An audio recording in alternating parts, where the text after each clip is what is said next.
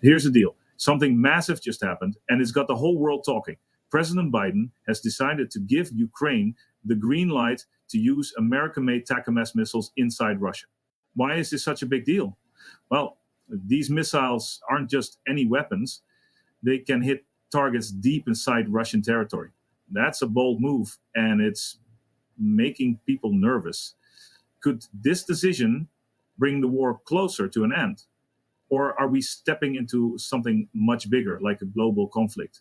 We're going to break it all down, how we got here, what this decision means, and what could happen next. Stick around, because this is a story that's going to shape the future, not just for Ukraine and Russia, but for the whole world. This whole situation didn't start overnight. It's been brewing for years. Ukraine and Russia have been locked in a brutal war since 2014. But things really escalated in 2022 when Russia launched a full-scale invasion. Since then, Ukraine has been fighting to take back its land with help from Western countries like the US. According to ABC News, the US had been holding back on giving Ukraine the go-ahead to use these long-range missiles inside Russia. Why? Because there were fears it might provoke Russia into doing something extreme. But now Biden has changed his mind. Why? Because Russian forces backed by North Korean troops have been causing major problems in the Kursk region. Ukraine's forces have been using other weapons, but needed something stronger to strike key military targets. That's where the ATACMS come in. Let's break it down. ATAC, it stands for Army Tactical Missile System.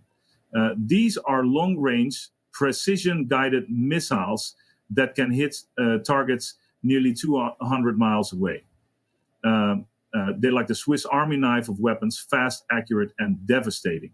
As reported by the New York Times, Ukraine has been asking for these missiles for years. Why? Because they can strike deep into Russian territory, disrupting supply lines, military bases, and other key targets. But there's a catch. These missiles are expensive and in limited supply.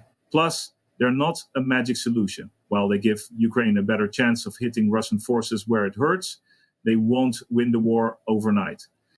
Giving Ukraine the go-ahead to use ATACMS inside Russia is a major shift in US policy. Until now, the US had been cautious about providing weapons that could hit Russian territory directly, fearing it might escalate the conflict. The BBC reports that this decision has sparked outrage among Trump allies who see it as reckless. Donald Trump Jr. even tweeted that Biden is trying to start World War III. Critics argue that this move might make peace talks even harder. But let's be real. Ukraine has been backed into a corner. They've been fighting to take back their land, and without stronger weapons, their options are limited. Unsurprisingly, Moscow isn't happy. The Kremlin has accused the US of fueling the fire and warns that this could lead to serious consequences. According to The Guardian, Russian officials claim this decision brings NATO closer to direct involvement in the war. They're threatening a strong response, though it's unclear what that might look like. But here's the thing. Russia has already been escalating the conflict. They've been using Iranian drones and North Korean troops to bolster their efforts. So is Biden's decision really that escalatory, or is it just leveling the playing field? The US isn't acting alone in supporting Ukraine, but not all NATO members are thrilled with this latest move. Hungary, for example, has been vocal about its concerns. Their foreign minister warned that the conflict could spiral into a global war if it's not contained soon. This reflects a broader fear that each escalation brings us closer to a point of no return. This isn't the first time the US has hesitated before eventually supplying Ukraine with key weapons. We've seen the same pattern with HIMARS, Abrams tanks, and F-16 fighter jets. CNN explains that the delay in approving these weapons often comes down to fears of escalation. But by the time the US says yes, it's often late in the game. The question now is whether ATACMS will make a real difference or if they're arriving too late. For Ukraine, these missiles are more than just tools. They're symbols of Western support, but they also come with a huge responsibility. Ukraine knows that using them recklessly could alienate its allies. As The Economist points out, while these missiles are a morale boost, they're not a guarantee of victory. Ukraine will need to use them strategically and make the most of this opportunity. Wow.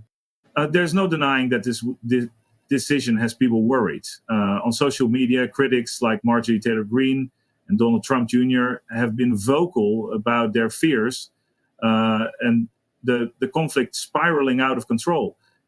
The Independent report said Biden's critics are accusing him of pushing the world closer to a global war.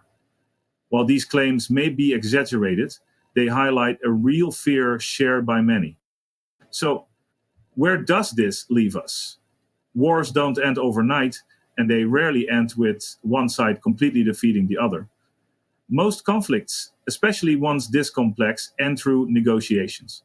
The introduction of ATACMS could push both sides closer to the bargaining table, or it could raise the stakes so high that a peaceful resolution feels impossible. Biden's decision to allow Ukraine to use ATACMS is a turning point. It could change the course of the war, but it also comes with enormous risks. What do you think? Is this the right move, or are we heading into dangerous territory? Let us know in the comments below. And don't forget to like and subscribe if you found this breakdown helpful. This story isn't going away anytime soon, and we'll be here to keep you updated.